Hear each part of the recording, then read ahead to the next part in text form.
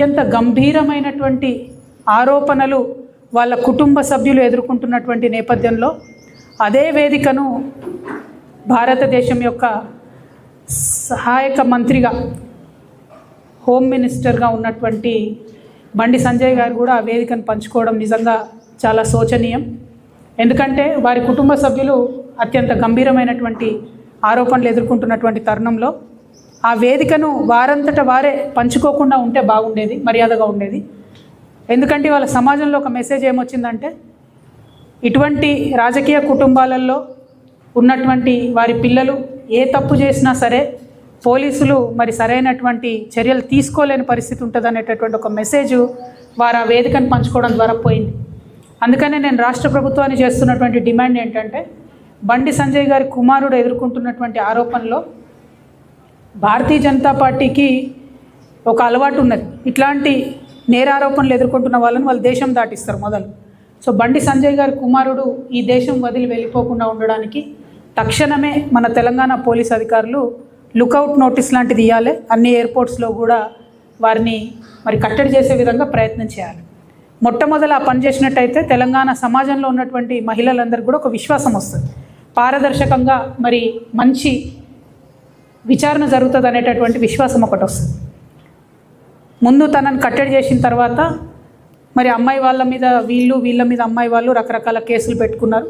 అది కోర్టు చట్టం ఎట్లా డిసైడ్ చేస్తే అట్లా జరుగుతుంది. కానీ ముందు తను బయటకు వెళ్లకుండా చూడాలి, పోలీస్ వాళ్ళు విశ్వాసాన్ని కల్పించాలి. రెండవది, కొన్ని పార్టీల వాళ్ళు ఒక ట్వీట్ వేసేసి మొత్తం సమస్యను ఏదో పరిష్కారం చేసినాము అనేటటువంటి ఆలోచనతోని అవాకులు చెవాకులు నా మీద వాగుతున్నటువంటి సందర్భాన్ని మనం చూసినాం. ఒక ఆడపిల్ల విషయం వచ్చినప్పుడు, అది కూడా ఒక మైనర్ అమ్మాయి విషయం వచ్చినప్పుడు సమాజంలో బాధ్యతాయుతమైనటువంటి ప్లేస్లో ఉన్న ప్రతి ఒక్కరం కూడా కొంత సంయమనం పాటించాలి.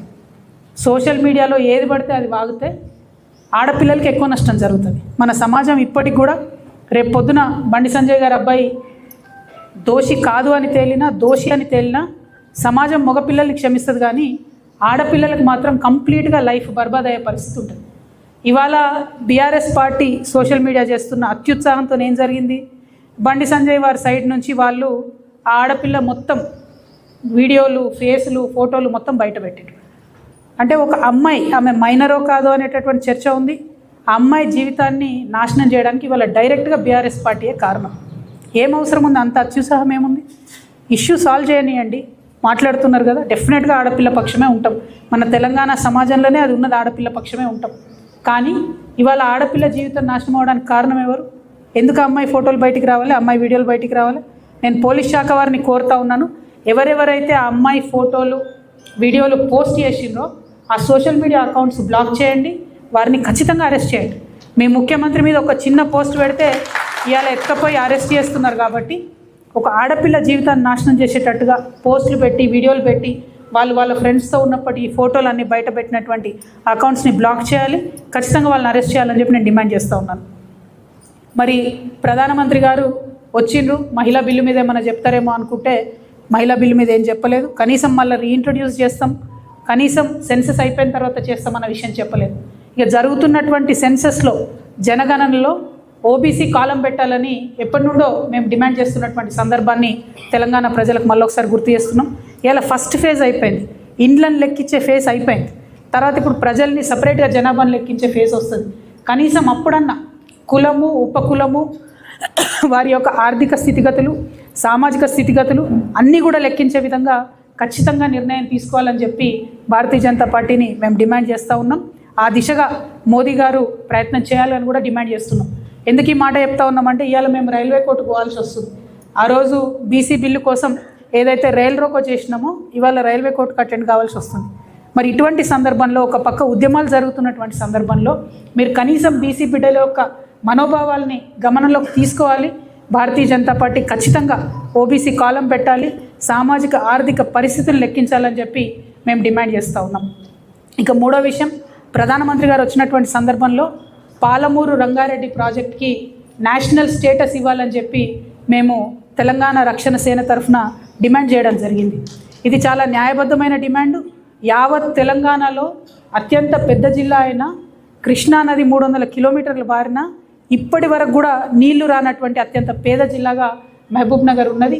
అన్ని ఇండికేటర్స్లో అది విద్య కావచ్చు, వ్యవసాయం కావచ్చు, ఉపాధి కావచ్చు, ఎట్లా చూసుకున్న మహబూబ్ నగర్ జిల్లా ఇప్పటికి కూడా ఉమ్మడి మహబూబ్ నగర్ వెనుకబడి ఉండడం అన్నది శోచనీయం. మరి అటువంటి జిల్లా బాగుండాలంటే కేంద్ర ప్రభుత్వం ఖచ్చితంగా పాలమూరు రంగారెడ్డి ప్రాజెక్టుకి నేషనల్ ప్రాజెక్ట్ హోదా ఇవ్వాలని నేను డిమాండ్ చేస్తూ ఉన్నాను. దానికి అనేకమైన కారణాలు ఉన్నాయి. సేమ్ మనం పాలమూరు రంగారెడ్డి జిల్లాకు ఉన్న పరిస్థితే పక్క రాష్ట్రంలో అప్పర్ భద్రాకు కూడా ఉన్నది. అయినా వారికి మాత్రం నేషనల్ ప్రాజెక్ట్ స్టేటస్ ఇచ్చిండ్రు. అయినా మన ముఖ్యమంత్రి ఒక మాట కూడా మాట్లాడకపోవడం అన్నది తీవ్రమైనటువంటి అన్యాయం. ముఖ్యమంత్రి గారు తక్షణమే కేంద్రానికి లెటర్ రాయాలి, పాలమూరు రంగారెడ్డికి మీరు హోదా ఇప్పించాలని చెప్పి మేము డిమాండ్ చేస్తూ ఉన్నాం. మేము మాత్రం తెలంగాణ రక్షణ సేన పక్షాన పాలమూరు రంగారెడ్డికి నేషనల్ ప్రాజెక్ట్ హోదా వచ్చేంత వరకు కూడా ఉద్యమిస్తూనే ఉంటామని ఈ సందర్భంగా పాలమూరు రంగారెడ్డి బిడ్డ ప్రజలందరికీ కూడా మేము చెప్తా ఉన్నాం. అదేవిధంగా నిన్న చంద్రబాబు నాయుడు గారు, మోడీ గారు ఇక్కడికి వస్తే చంద్రబాబు నాయుడు గారు సిఆర్ పాటిల్ గారు కేంద్ర ఇరిగేషన్ శాఖ మంత్రి గారి దగ్గరికి వెళ్ళి మా పోలవరం ప్రాజెక్టు తక్షణమే పూర్తి చేయాలి, వచ్చే సంవత్సరం గోదావరి పుష్కరాలు ఉన్నాయి, ఆ పుష్కరాల లోపల ఈ ప్రాజెక్టు పూర్తి చేయాలని చెప్పి వారు అడగడం జరిగింది. నేను మన ముఖ్యమంత్రి గారిని అడుగుతా ఉన్నాను, మీ గురువు గారిని చూసినా దయచేసి బుద్ధి తెచ్చుకోండి. వారు మీకన్నా 6 నెలల తర్వాత ముఖ్యమంత్రి అయిన చంద్రబాబు నాయుడు గారు, అయినా ఆయన స్వయంగా పోలవరం ప్రాజెక్ట్ని 5 సార్లు సందర్శన చేసినా అని చెప్పుకుంటున్నారు. నిన్న మీరు పాలమూరు పులిబిడ్డ అని చెప్పుకునేటటువంటి వారు ఒక్కసారి కూడా మీరు పాలమూరు ప్రాజెక్టుకు పోలేదు, పాలమూరు రంగారెడ్డి ప్రాజెక్ట్ని కనీసం రివ్యూ కూడా చేయలేదు మీరు. అంటే మీ చిత్తశుద్ధి ఏపాటితో తెలుస్తూ ఉంది. వాళ్ళేమో ఆంధ్ర పక్కన గోదావరి నుంచి కృష్ణానది దాకా నీళ్లు తీసుకుపోవడానికి గోదావరి బనకచెర్ల లింక్ ప్రాజెక్ట్ అని చెప్పి పోలవరం బనకచెర్ల లింక్ ప్రాజెక్ట్ అని వాళ్ళు ప్రతిపాదన చేస్తున్నారు. Already Srisailam project it is just hydro electrical project, కానీ దాన్ని కూడా మొత్తం ఇరిగేషన్ ప్రాజెక్టుగా మార్చేసి దాదాపు 330 టీఎంసీల వరకు వాళ్ళు ఒక వ్యవస్థను అక్కడ నిర్మాణం చేసుకున్నారు. ఇలా తెలంగాణ మేధావులను, బుద్ధిజీవులను, తెలంగాణ రాజకీయ నాయకులందరినీ కూడా నేను కోరుతా ఉన్నా, మనకున్న 2 అతిపెద్ద నదుల్లో గోదావరి నదిలో ఈ సంవత్సరం మనం కేవలం 250 టీఎంసీలకు మించి వాడుకోలేదు. మనకు ఎంత ఉంది హక్కు? దాంట్లో 964 టీఎంసీ హక్కు ఉంది. కానీ తెలంగాణ వచ్చి 13 ఏళ్ళైనా ఇప్పటి వరకు కూడా ఈ సంవత్సరం కూడా ఓన్లీ 250 టీఎంసీ మనం వాడుకున్నాము. అంటే మనం ఎంత వెనుకబడి ఉన్నాం ఆంధ్ర వాళ్ళతో కంపేర్ చేస్తే ఒక్కసారి ఆలోచన చేసుకోవాలి. అదేవిధంగా కృష్ణా వాటర్లో మనకు 555 అంటే 555 టీఎంసీలు హక్కు ఉంటే 221 టీఎంసీలు మాత్రమే ఇప్పుడు కూడా వాడుకున్నాం, ఈ ఇయర్ కూడా. సో నేను ముఖ్యమంత్రి గారిని కోరేది ఒకటే, మీరు చాలా త్వరితగతిన with utmost important and urgency ఈ వాటర్ ప్రాజెక్ట్స్ విషయంలో శ్రద్ధ పెట్టాలి, వాటికి నిధులు విడుదల చేయాలి, వాటిని పూర్తి చేసే ప్రయత్నం చేయాలి. ఎందుకంటే ఆంధ్ర ప్రాంతంలో గోదావరి నది పరివాహక ప్రాంతానికి, కృష్ణా డెల్టా పరివాహక ప్రాంతానికి, రాయలసీమ ప్రాంతానికి ఒక్కొక్క ప్రాజెక్టుకి వాళ్ళు మూడు సిస్టమ్స్ పెట్టుకుంటున్నారు. ఒకటి ఫెయిల్ అయితే ఇంకొక ఆల్టర్నేట్ సిస్టమ్, ఒకటి ఫెయిల్ అయితే ఇంకొక ఆల్టర్నేట్ సిస్టమ్. మన దిక్కున్నటువంటి ఆర్డీఎస్ ఏమో ఆనికట్టుగానే మిగిలిపోయింది, సంపూర్ణంగా నీళ్ళు ఇస్తలేదు. కానీ అదే ఆర్డీఎస్ కింద ఉండేటటువంటి సుంకేష్లను ఆనికట్ నుంచి వాళ్ళు బరాజ్ చేసుకున్నారు, దాన్ని అద్భుతంగా నీళ్లు తీసుకొని పోతున్నటువంటి పరిస్థితి ఉన్నది. కేసీ కెనాల్లో వాస్తవానికి తుంగభద్ర నీళ్లు వారాలి, కానీ వాళ్ళు కృష్ణా నీళ్ళు తీసుకొని పోతున్నారు. చెన్నైకి నీళ్ళు తీసుకుపోతామని చెప్పి తెలుగు గంగ కావచ్చు, పోతిరెడ్డిపాడు కెపాసిటీ కావచ్చు, అన్నిటినీ కూడా డబుల్ చేసుకునే పరిస్థితి ఇలా కనబడతా ఉన్నది. శ్రీశైలం నుంచి మళ్ళీ బురద నీళ్ళు అంటే అత్యంత కింది స్థాయి నుంచి ఒక 3 టీఎంసీతో నీళ్ళు ఎత్తిపోసి రాయలసీమ లిఫ్ట్ ఇరిగేషన్ పెట్టుకుంటున్నారు. అంటే వాళ్ళు పెట్టుకోవడం మంచిదే, మనం ఎందుకు చేసుకోలేకపోతున్నాం అన్నది ఒక బాధతోని, ఒక ఆవేదనతోని నేను ప్రశ్నిస్తూ ఉన్నా. మరి డబ్బులు ఖర్చు పెడితే 1,00,000 కోట్లు అయిపోయాయి, 1,89,000 కోట్లు అయిపోయాయి. ఇప్పుడు ఈ గవర్నమెంట్ వచ్చినాక కూడా వేలాది కోట్లు ఇరిగేషన్ మీద ఖర్చు పెడతామని చెప్తున్నారు. గోదావరి నీళ్ళలో పావు వంతు వాడుకోకపోతే, కృష్ణా నీళ్ళలో 50% వాడుకోకపోతే, మరి దీని మీద అత్యంత అర్జెంటుగా ముఖ్యమంత్రి గారు మాట్లాడాలి. మా వంతుగా మేము తెలంగాణ రక్షణ సేన నుంచి గోదావరి, కృష్ణాల నదీ జలాలను చక్కగా వాడుకోవడానికి మేము ఖచ్చితంగా ప్రజలు మాకు అవకాశం ఇస్తారు, మేము అధికారంలోకి వస్తాం. మా పార్టీ తరఫున వాటర్ కమిషన్ ఏర్పాటు చేస్తాం. అదేవిధంగా ఈ 2 నదుల నీళ్లను మనం ప్రతి సాగుయోగ్యమైనటువంటి ప్రతి గుంట భూమికి కూడా నీళ్ళు ఇవ్వడానికి 3,000 ఎకరాలకు ఒక లష్కర్ని నియమిస్తాం. వాళ్ళ పని ఏముంటుందంటే ఎక్కడ కాలువ వచ్చింది, ఎక్కడ రాలేదు, ఏ చిన్న కాలువలో ఏ రిపేర్ ఉంది, ఏ పొలానికి కాలువ వస్తలేదని చూసేటటువంటి ఒక వ్యవస్థను ఏర్పాటు చేస్తాం. గోదావరి, కృష్ణ పెద్ద నదులు కాకుండా అనేక నదులు ఉన్నాయి, మన ప్రాంతంలోనే పుడతాయి, మన ప్రాంతంలోనే అవి గోదావరిలోనూ కృష్ణలో కలిసిపోతాయి. మూసీ కావచ్చు, ఇంకా అనేక నదులు ఉన్నాయి. వాటి మీద ఎక్కడికక్కడ చిన్న చిన్న సిస్టమ్స్ కట్టుకోవాలి.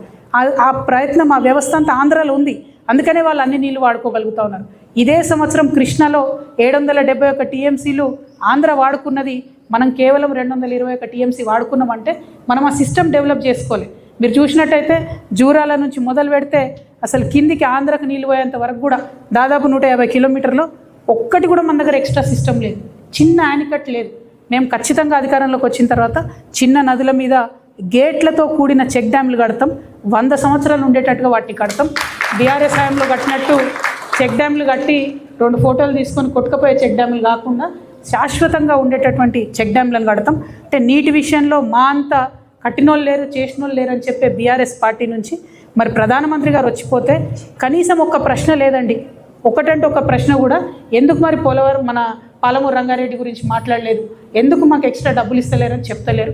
వాళ్ళకు మాత్రం పోలవరానికి వేలాది కోట్ల రూపాయలు పోతున్నాయి. నేను మళ్ళొకసారి కేంద్ర ప్రభుత్వాన్ని విజ్ఞప్తి చేస్తున్నాను, బీజేపీ పార్టీని విజ్ఞప్తి చేస్తున్నాను. మా రాష్ట్రం వచ్చిందే నీళ్ళ కోసం, మాది కొత్త రాష్ట్రం, మాకు కూడా నేషనల్ ప్రాజెక్టు కావాల్సిందే. మీరు 16 ఇతర రాష్ట్రాల్లో ఇచ్చినట్టుగానే మా రాష్ట్రానికి కూడా నేషనల్ ప్రాజెక్ట్ హోదా ఇవ్వాలని చెప్పి నేను మరొకసారి డిమాండ్ చేస్తూ మీ అందరి దగ్గర కూడా నేను సెలవు తీసుకుంటున్నాను. బీసీ రిజర్వేషన్ గురించి డెఫినెట్లీ బీసీ రిజర్వేషన్లకు సంబంధించి ఓబీసీ కాలం ఏదైతే పెట్టాలని డిమాండ్ చేస్తున్నామో దాంతోపాటు ఇక్కడ నుండి పాస్ అయి పంపించినటువంటి బిల్లుల్ని కూడా మరి త్వరితగతిన గౌరవ ప్రధానమంత్రి గారు దృష్టి సారించి మా తెలంగాణ రాష్ట్రంలో పాస్ చేసి పంపించిన బీసీ బిల్లులు కూడా సాధ్యమయ్యేటట్టు చేయాల్సిందిగా డిమాండ్ చేస్తున్నాను. అది కాకుండా తెలంగాణ రక్షణ సేన నుండి మాకుండేటటువంటి కమిట్మెంట్ ఏదైతే ఉందో బీసీ రిజర్వేషన్ల పట్ల డెఫినెట్గా దేశమంతా తిరుగుతాం. 50% బీసీ రిజర్వేషన్ దేశవ్యాప్తంగా ఉన్న చట్టసభల్లో, అదేవిధంగా విద్యా సంస్థల్లో, ఉద్యోగాలలో సాధించడానికి మా వంతు ప్రయత్నం ఖచ్చితంగా చేస్తాం. నీటి విషయంలో కూడా మేము ఇదివరకే ఎప్పుడైతే పోలవరం బనకచెర్ల వాళ్ళు మొదలుపెట్టినరో ఆనాడే చీఫ్ జస్టిస్ ఆఫ్ ఇండియాకి, సుప్రీంకోర్టు వారికి మేము రాయడం జరిగింది. వారిని సుమోటోగా స్వీకరించమని చెప్పి మేము అడగడం జరిగింది.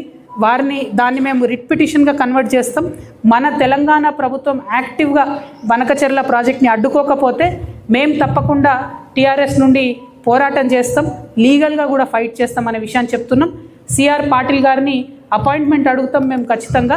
ఆ అపాయింట్మెంటు వారు ఇస్తారని మేము భావిస్తున్నాం. ఇచ్చినప్పుడు మన రాష్ట్ర ప్రయోజనాలన్నీ కాపాడే విధంగా మనకున్న సమస్యల్ని కూడా సిఆర్ పాటిల్ గారికి, కేంద్ర ఇరిగేషన్ శాఖ మంత్రి గారికి ఇవాళ ఉత్తరం రాస్తాం. ఫ్యూచర్లో కలిసి కూడా విజ్ఞప్తి చేస్తాం. నీళ్ళ కోసమే పుట్టినటువంటి పోరాటం, నీళ్ళ కోసమే వచ్చినటువంటి రాష్ట్రం. అన్ఫార్చునేట్లీ 13 సంవత్సరాల్లో కూడా మనం ఏమాత్రం కూడా అడ్వాంటేజ్ తీసుకోలేకపోయినాం. కాబట్టి ఆ వ్యవస్థ కోసం టీఆర్ఎస్ పార్టీ, తెలంగాణ రక్షణ సేన పోరాడుతుందని తెలియజేస్తూ సెలవు. Thank you. జై తెలంగాణ.